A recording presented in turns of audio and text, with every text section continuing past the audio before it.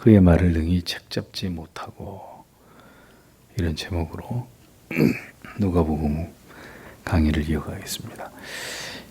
예수께서 성전에서 복음을 전하시며 마지막으로 사명에 집중하실 때 유대주의 종교 지도자들 또한 그리스도를 향해서 총공세를 퍼붓고 있었습니다.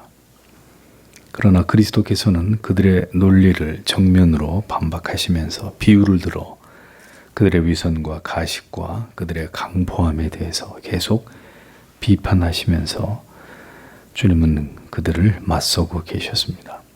지난번에 살펴본 약한 농부에 대한 비유 역시 그들을 향한 강력한 경고였던 것을 우리는 살펴보았습니다. 이어지는 말씀 속에서는 유대주의 종교 지도자들이 이제 예수 그리스도를 죽이고자 하는 문제를 세속의 권력을 이용해서 이것을 이제 정치적 해법으로 풀어가기 위해 그들이 사악한 계략을 꾸미고 있는 이런 모습들이 드러나 있는 것을 볼 수 있습니다. 자기들의 힘으로 어찌할 수 없자 이제는 로마의 총독으로 하여금 예수 그리스도를 탄압하도록 그 구실을 만들기 위해 그들이 사람을 보내서 일을 꾸미고 있는 것을 오늘 성경은 기록하고 있습니다. 19절에서 20절을 보면 그래서 바로 그 시간에 서기관들과 대제사장들은 그의 위에 손들을 대려고 애썼다. 그런데 그들이 백성을 두려워하였다. 왜냐하면 그들은 그가 이 비유를 그들에게 말하였다는 것을 알았기 때문이다. 그래서 숨어서 기다린 후에 그들은 정탐꾼들을 자신들이 의롭다고 가장시켜 그의 말을 책잡도록 내보내었다. 총독의 권위와 권세에 그를 넘겨주기 위해 이렇게 기록이 되어 있습니다. 유대주의 종교 지도자들은 예수님의 비유 속에 그 악한 농부들이 자기들을 지칭하고 있다는 것을 알았습니다. 그럼에도 그들은 전혀 돌이켜 회개하지 않았습니다. 도리어 예수를 잡아 죽이고자 했는데 문제는 백성들을 그들이 두려워하고 있었다는 것이죠. 그 이유는 예수님의 말씀을 백성들이 모두 이해하고 있었고 예수께서 그들에 관해서 말씀하셨다는 것조차 많은 사람들이 이미 파악하고 있었기 때문입니다. 예수님의 말씀이 많은 사람들에게 얼마나 강력한 파급 효과를 나타내고 있었는지를 우리가 잘 알 수 있는 것입니다. 그들은 이제껏 들어보지 못한 매우 직설적이고 공격적이고 그리고 분명한 복음을 말씀하시는 이 주님의 말씀에 큰 호응을 하고 있었습니다. 이 주님의 말씀을 통해 유대주의 종교 지도자들의 민낯이 그대로 모두 드러나고 있었던 것이죠. 언제나 바른 개혁과 바른 진리를 외치면 기득 세력들의 공격 대상이 되는 것은 동서고금을 막론하고 역사를 통틀어서 흔히 일어나는 일들입니다. 사람들은 바른 가치를 말하고 개혁을 외치는 사람들을 싫어하기 때문이죠. 이미 기득 세력들이라면 더욱이 그들이 많은 악을 엄폐하고 있는 자들이기 때문에 이렇게 자기들의 치부가 드러나는 것을 끔찍하게 싫어하는 일은 당연한 일이 아닐 수 없었던 것입니다. 유대주의 종교 지도자들은 이제 자기들의 힘으로 예수를 어떻게 할 수 없음을 깨닫고 이제는 전략을 수정하게 됩니다. 그들은 이제 예수를 염탐합니다. 그리고 빈틈을 노리고 있었습니다. 종교적인 문제로 예수를 책잡을 수 없다고 판단하고 이제는 로마 총독의 힘을 빌어서 정치적으로 예수가 로마에 대항하는 불손한 세력으로 이렇게 그를 만들려고 하는 계획을 세웁니다. 그래서 이미 모의한 바대로 정탐꾼을 은밀하게 예수의 곁에 붙이게 되죠. 예수 그리스도를 함정에 빠뜨리기 위해서 사주를 받고 의도적으로 예수께 접근한 자들을 그 곁에 붙인 겁니다. 이들이 아마도 바리새인들과 헤롯 당원들로 보여지는데 사실 이들은 서로 원수지간이었는데 예수를 죽이고자 하는 일에는 공동의 목표를 위해서 이렇게 서로 협력하고 있었던 것을 볼 수 있습니다. 이들이 이렇게 의기투합한 것은 그들의 기득권을 위협하는 예수 그리스도는 그들의 공동의 적이고 타도의 대상이었기 때문입니다. 악인들은 언제나 이렇게 자기들의 공동의 이익과 목적을 위해서라면 언제든 협력하고 함께 악을 도모하는 특징을 보여줍니다. 그래서 여러분들이 꼭 잊지 않으셔야 되는 것은 어용 종교 지도자들은 반드시 세상과 세상의 정치인들과 결탁을 하게 되어 있다는 겁니다. 그들은 절대로 하나님의 편에 서 있지 않기 때문에 자기들의 이익을 위해서는 얼마든지 세상과 손을 잡고 교회와 성도를 핍박할 수 있다는 사실을 여러분들은 분명히 기억하셔야 됩니다. 자기들의 목적을 위해서라면 수단과 방법을 가리지 않는 그런 사람들이 바로 악인들입니다. 자, 정탐꾼들이 이제 예수님께 어떤 질문을 던졌는지 21절과 22절이 말씀합니다. 그래서 그들이 그에게 물었다. 말하기를 선생님이여 우리는 알았습니다. 당신이 바르게 말씀하시고 가르치시고 얼굴을 취하지 않으시고 다만 진리 위에 하나님의 길을 가르치신다는 것을 가이사에게 세를 바치는 것이 우리에게 가능합니까? 또는 아닙니까? 이렇게 기록이 되어 있습니다. 예수님에게 또 다른 함정에 그를 빠뜨리기 위해 접근한 자들은 겉으로 볼 때는 아주 예의 바르고 정중한 태도를 보였습니다. 대제사장과 바리새인들이 예수를 당신이라고 부른 것과 달리 이들은 선생님이라고 호칭을 사용했습니다. 뿐만 아니라 그들은 예수님의 가르침에 대해서 선생님은 바르게 말씀하시고 가르치는 분이고 사람을 외모로 취하지 않고 참된 하나님의 도리를 가르치는 분으로 알고 있다고 이렇게 그리스도를 높이고 있는 모습을 볼 수 있습니다.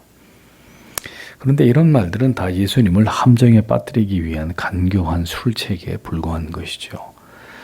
여러분, 누군가 당신을 이유 없이 높이고 칭찬하는 것은 여러분의 마음에 긴장을 없애고 경계심을 풀게 해서 빈틈을 노려 일거에 무너뜨리기 위함이라는 것을 잊지 마십시오.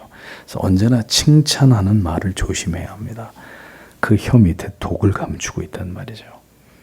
사람을 높인 이후에 어떤 말을 하게 되면 경계심이 허물어진 안심한 상태에서 자기도 모르게 실언을 하게 됩니다. 속에 있는 말이 나오기도 합니다. 그들이 노린 게 바로 그런 것입니다. 예수님을 안심시킨 이후에 자기들이 의도하는 유도성 질문을 던져서 원하는 답을 얻고자 했던 것입니다. 대부분의 어리석고 지혜가 없는 사람들은 이런 방법에 다 넘어가고 말겠지만 주님은 결국 그러지 않으셨습니다. 이제 그들의 질문의 본론이 이것입니다. 가이사에게 세를 바치는 것이 가하냐, 그렇지 않느냐. 이것을 예수님께 질문합니다. 그들이 던진 질문은 근본적으로 율법에 관한 것입니다. 로마의 총독인 가이사에게 세금을 바치는 게 율법적으로 옳으냐 그르냐 하는 문제였습니다. 이스라엘은 로마의 속국이었습니다. 그러므로 세금을 바칠 의무가 있었죠. 그런데 유대인들은 이에 대해서 강력한 불만을 가지고 있었고 실제로 AD 6년경에 갈릴리 사람 유다에 의해서 과세 반대 폭동이 일어난 적도 있었습니다. 당시 유대 백성들 중에는 예수를 그들의 정치적 메시아로 여기는 자들이 많이 있었기 때문에 이런 질문은 매우 민감한 내용이었고 많은 유대인들이 의문을 갖고 있었던 핫 이슈였습니다. 로마에 대해서 좋지 않은 감정을 가지고 있었던 많은 유대인들 앞에서 예수의 입장을 밝히도록 함으로써 예수를 쫓는 많은 유대인들에게 미움을 받게 되든지 아니면 로마 정부로부터 불순한 혁명 세력으로 간주되든지 양쪽으로 공격을 당할 수 있는 매우 영악한 질문을 주님께 던졌던 것입니다. 그들은 아마도 예수님이 반로마적인 답변을 하실 것이라고 기대했을 것입니다. 왜냐하면 그렇게 돼야 예수님이 로마 총독에게 걸려들 수 있는 빌미를 만들 수 있게 되기 때문입니다. 여러분, 악한 자들도 그들의 악한 목적을 이루기 위해서 이렇게 영악하다는 걸 아셔야 됩니다. 그래서 그리스도인들은 예수님처럼 우리도 뱀 같은 지혜로움이 없으면 꼼짝없이 당할 수 있다는 것을 아셔야 합니다. 23절에서 25절을 보면 그러나 그들의 간교함을 식별하고서 그가 그들에게 말씀하셨다.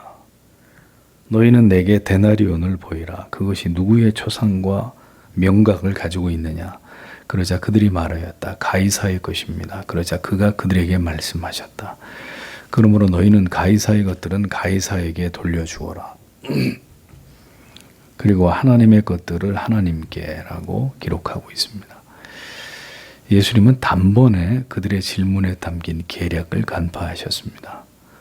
누구도 주님을 속일 수 없죠. 인간의 모든 생각과 계략은 모두 하나님께 들통나게 되어 있습니다. 마태와 마가는 이 대목에서 예수님이 그들을 향해 어찌하여 나를 시험하느냐라고 반문하신 사실을 기록하고 있습니다. 주께서는 이미 그들의 계략을 다 알고 계신다는 것을 이렇게 표현하시므로 그들의 속셈에 결코 넘어가시지 않으시는 분이라는 것을 밝히고 있습니다. 주님은 데나리온을 보이라, 한 데나리온을 내게 보이라고 말씀했습니다. 데나리온은 로마의 화폐로 신약 성경에 제일 많이 등장하고 있습니다. 당시 노동자의 하루 품삯 정도에 해당되는 가치였습니다. 달란트에 비하면 100분의 1 정도 되는 그런 가치의 화폐였습니다. 당시 유대인들이 로마에 납부하는 인두세가 한 사람당 한 데나리온이었기 때문에 주님은 아마도 한 데나리온을 나에게 보이라고 말씀하신 것으로 보입니다. 자, 그러면서 주님은 이 데나리온에 누구의 화상과 글이 새겨져 있는지를 물으셨습니다. 당시 화폐에는 그 나라를 지배하는 왕이나 황제의 화상이 새겨져 있는 것이 보편적이었습니다. 데나리온 주화에는 당시 황제 디베rio 가이사의 얼굴이 새겨져 있었고 그 주화의 글귀는 황제의 이름이 기록되어 있는데 번역을 하면 신적인 존재 아우구스투스의 아들 디베rio 가이사 아우구스투스라고 주화에 그렇게 새겨져 있었습니다. 그리고 그 동전의 이면에는 그의 어머니가 여신처럼 묘사가 되어 각인이 되어 있었습니다. 유대인들은 이 같은 참남한 글이 적혀있는 데나리온을 몸에 지니고 다니는 것조차도 꺼려했습니다. 그런데 예수님은 그 데나리온을 쳐다보시면서 가이사의 것은 가이사에게, 하나님의 것은 하나님에게 바치라는 명언을 남기셨습니다. 가이사, 세상의 군주에게 해야 될 의무를 다함과 동시에 그러나 그보다 더 근본적인 의무는 너희의 여호와 하나님을 향해서도 그보다 더한 충성을 올려드려야 된다는 사실을 주님은 강조하신 것입니다. 이는 그리스도인들이 이 세상을 살아가는 가운데 하나님의 법과 상충이 되거나 그 법에 반하지 않는 한 세상의 법을 지키는 것에 대 있어서도 신자는 복종하는 태도를 가지고 살아가는 것이 옳다는 것을 우리에게 교훈하시는 것입니다. 그러나 세상의 법보다는 언제나 신자는 하나님의 법을 더 준행하고 지키는 자들이 되어야 하는 것이죠. 세상의 어떤 일 때문에 주일에 예배를 드리지 않거나 다른 용도로 물질을 사용하고 하나님께 약속된 구별된 물질을 드리지 않는 것은 모두 하나님께서 세우신 질서에 불순종하는 것이고 하나님의 법을 어기는 것이 된다는 것을 알아야 합니다. 세상에 존재하는 모든 법과 통치의 구조와 그 질서조차도 하나님께로부터 비롯된 것이고 하나님의 섭리를 따라 진행되는 것임을 알아서 성도는 삶의 모든 영역에서 하나님의 주권과 섭리에 복종해야 될 의무가 있다는 것을 알아야 합니다. 신자는 이 중심을 가지고 이 세상을 살아가는 자들이 되어야 합니다. 세상의 법도 준수하되 가장 우선은 하나님의 법을 준수하고 하나님께 속한 법과 질서들을 지키고 세워나가는 일에 최선의 노력을 다하는 자들이 되어야 합니다. 이제는 교회가 주의를 성수하기 위해 국가의 불합리한 제도와 투쟁을 하는 것을 완전히 포기한 것으로 보여집니다. 제가 어릴 때만 해도 주일에 공무원들이 시험을 보거나 주일에 국가가 하는 일에 대해서 교회가 극렬히 반대하고 헌법 투쟁도 하고 이런 일들이 있었는데 이제는 그런 일들은 다 사라져 버렸습니다. 이제 그리스도인들은 주일 예배를 지키기 위해 어떤 희생이나 불이익도 전혀 각오하지 않습니다. 아주 자연스럽게 주일 예배를 빠지게 되고 주일을 하나님 앞에 온전히 지키지 않는 것을 당연하게 생각합니다. 아직 믿음이 없기 때문이거나 믿음이 성경을 통해 올바로 세워지지 않았기 때문인데, 그런 일은 얼마든지 그럴 수 있는 일이 아니라 하나님 앞에 다 죄가 되는 일입니다. 최근에 여러분들 서울에 이름 있는 큰 교회가 토요일 주일 예배를 만들었습니다. 토요일을 주일 예배처럼 예배를 드리게 해주겠다는 광고를 대대적으로 하고, 토요일 주일날 교회를 못 오는 사람은 토요일을 주일처럼 생각하고 예배를 드리면 된다라는 요지였습니다. 그러니까 주일 성수의 개념을 이제는 완전히 폐기시켜버린 이런 일들이 대형 교회가 버젓이 이런 일을 결정하고 시작을 한 것입니다. 코로나 팬데믹 사태를 통해 이미 온라인 예배가 보편화된 것과 함께 이제 완전히 주일 성수가 무너진 심각한 현상을 그대로 보여주는 단면이 아닐 수 없는 것이죠. 여러분, 누가 하나님의 말씀을 이제 그대로 지키려고 합니까? 그런 성도는 많지 않습니다. 모든 게 다 간소화되어 버렸습니다. 주일 1시간 예배면 신앙의 모든 의무는 족하다고 여기고, 주일은 이제 휴일의 개념이 되어버린 지 오래입니다. 모든 것이 무너지고 있는 시대에 더 하나님의 법을 지키기 위해 애를 써야 하는데, 점점 더 세상으로 넓은 길로 가려고 하는 이들은 늘어나고 있으니 그만큼 바른 믿음이 빠르게 교회 안에서 사라지고 있다는 증거가 될 수도 있는 것일 겁니다.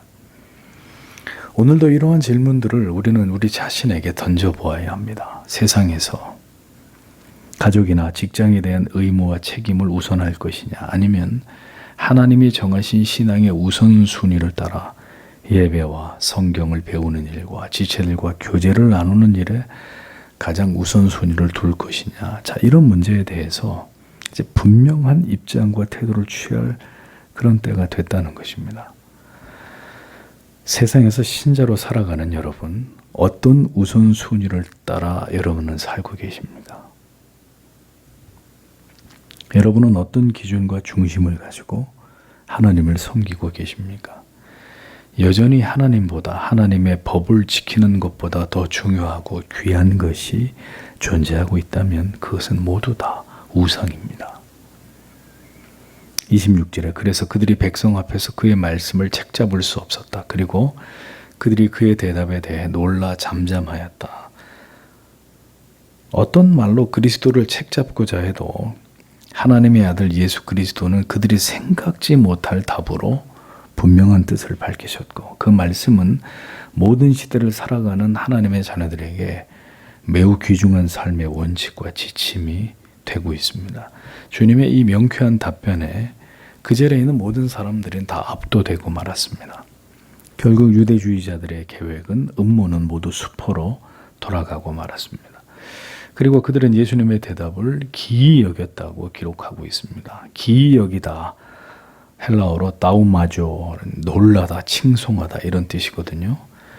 그러니까 유대주의자를 비롯한 그 자리에 있었던 많은 사람들이 주님의 이 현명한 답변에 대해서 그들이 감탄에 마지 않았다는 것을 보여주는 것입니다. 그리고 그들은 더 이상 아무 말도 할 수가 없었다라고 성경이 말씀합니다. 우리에게 이런 지혜가 있기를 기도해야 합니다. 이렇게 복음을 변증하고 방어할 수 있는 지성의 힘이 있어야 하지 않겠습니까? 모든 역사는 하나님이 주도하십니다. 그리스도는 힘이 없어서 십자가에 달려 죽으신 것이 아닙니다. 그분이 자기가 메시아이시고 죽을 이유가 하나도 없는 사람을 변론할, 논증할 능력이 없어서 그분이 십자가를 지고 침묵하신 것이 아니었습니다. 아버지 하나님의 뜻을 이루기 위해 스스로 약자가 되고 모든 논리로 모든 사람들을 압도할 수 있으나 그분은 침묵을 선택하신 것입니다. 십자가 위에서 말이죠. 우리에게 이런 모습이 필요합니다.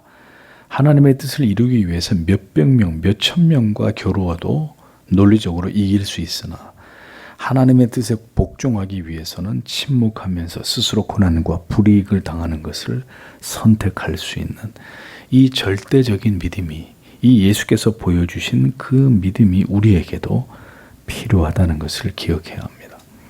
누구에게도 질 이유가 없는 하나님의 아들이지만 우리를 구원하기 위해 주님은 패자의 모습을 띠셨습니다. 연약한 모습으로 모든 능력과 핍박과 멸시와 조롱을 당하고 십자가 위에서 죽으셨습니다. 주의 뜻을 이루는 길은 생명을 걸고 싸워야 되는 순간도, 그리고 얼마든지 내 자신을 변호하고 변명해서 내게 죄가 없다는 사실을 알 수 있음에도 불구하고 모든 불이익과 고난을 잠잠히 견디고 그것을 당해내야 되는 일까지를 모두 감당하는 것입니다. 그것은 믿음이 없으면 불가능한 일이죠. 그러므로 오늘도 주님께서 우리에게 믿음을 주시기를 기도하십시오. 어떤 경우에도 흔들림 없이 아버지의 뜻을 이루어 나아가셨던 그 주님의 당당함,